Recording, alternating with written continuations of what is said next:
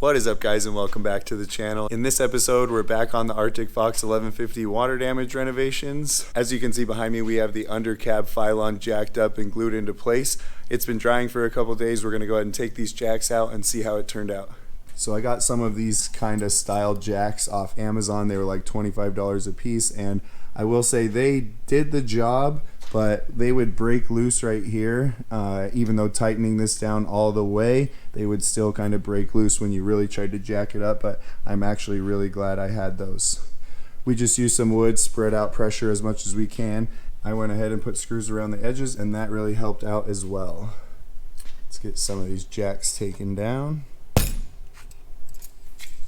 Alright guys, check that out. I still have the clear film, protective film that's on there, and it's still a little dirty, but man, really coming together now.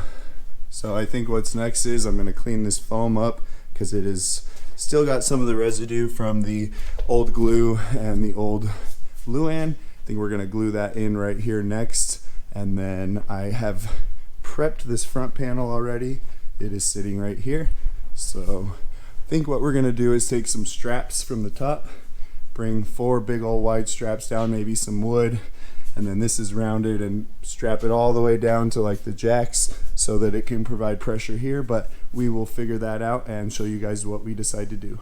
I got this rounded foam piece glued in, got it taped in to hold it in place until the glue dries. I didn't want to go ahead and make a new one of these because that would have been really difficult. I got it cleaned up as much as I can.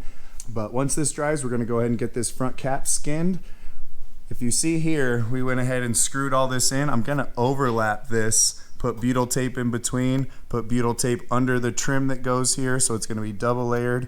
It's going to get screwed in right along here, so no water should ever be able to get underneath this Phylon right here.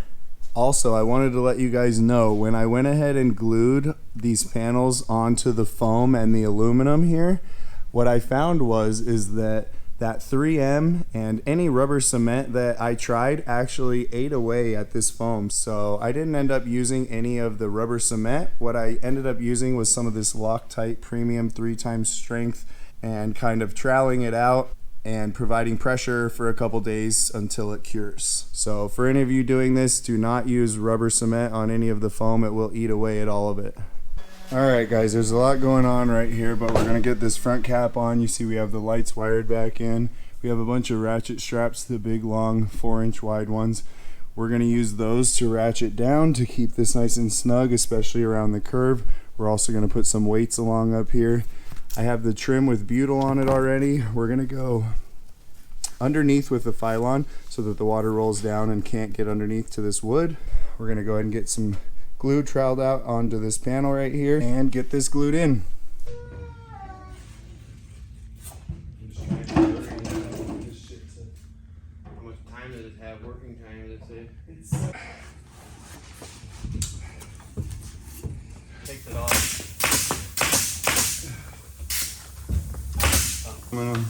What is that wood for? To hold it down. While it's drying? Yeah. Oh, okay. Now it's in. There we go. There we go. No? No. Here.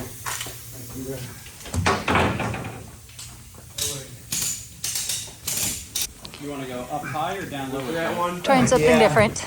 Both of these. Yeah. Do you want to go down low or up high with it? Go down low. More or are you good? Last one. Okay. Keep pushing. Okay. Okay. Next one? Yeah, go this one.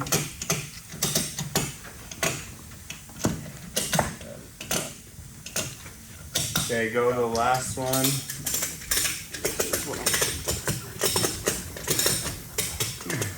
I don't want to put too much tension on this one. Start from the middle and kind of work your way out the sides.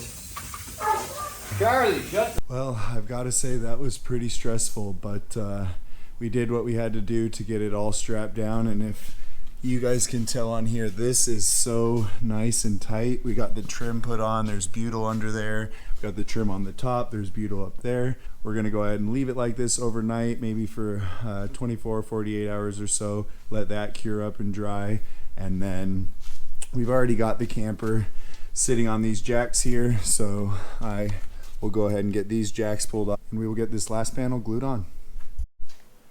Alright guys, we are getting ready to glue this final exterior piece on. We have the foam glued in, we have the window prepped because I'm going to use that to kind of hold it in. We have the trim piece butylled and ready to go on.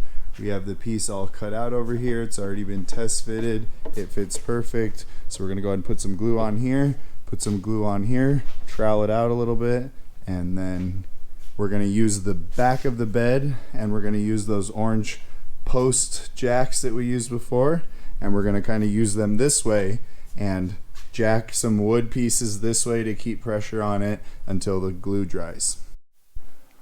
Alright, this is the contraption we came up with to put pressure this way. We got the window screwed in, we've got this trim screwed in here to kind of hold it all in place. I have some screws around the edges where the jacks will cover, but we use these 4 jacks to put pressure this way. I have this bottom screwed in so that it'll hold, and it's looking good so far. So fingers crossed, we'll let this dry for 24 hours and pull it all off, and we should be done skinning the exterior.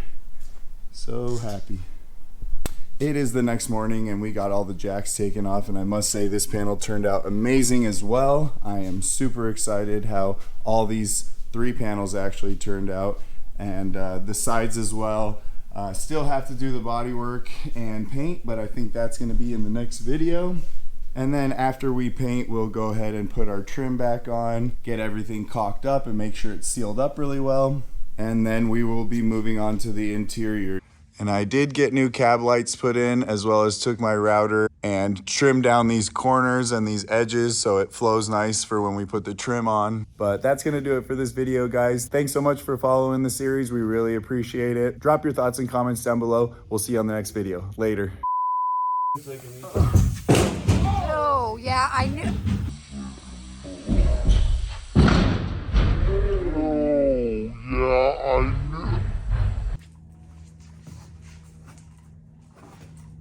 Oh, sorry.